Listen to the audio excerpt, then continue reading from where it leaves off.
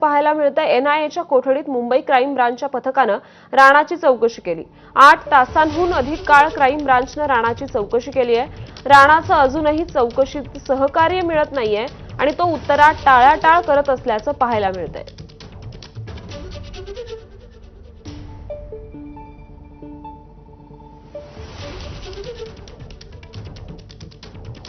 या संदर्भात अधिक माहिती देत आहेत आपले प्रतिनिधी सूरज ओझा। सूरज, अजूनही तहव्वूर राणा कुठेतरी चौकशी सहकार्यच करत नाहीये, टाळाटाळ करतोय उत्तर देण्याची, असं समोर येतंय। नक्की हा जो तहव्वूर राणा आहे तो दिल्ली एनआयएच्या ताब्यात आहे आणि त्यामुळे जेवढी एजन्सी आहे ते त्याची चौकशी करण्यासाठी तिथे जात आहे। एनआयए सूत्रांकडनं जी माहिती मिळत आहे त्या माहितीनुसार मुंबई पोलिसांची क्राईम ब्रांचची एक टीमही देखील दिल्ली गेली होती। दिल्ली येथील एनआयए हेडक्वार्टर्समध्ये गेली होती जिथे तहव्वूर राणा आहे।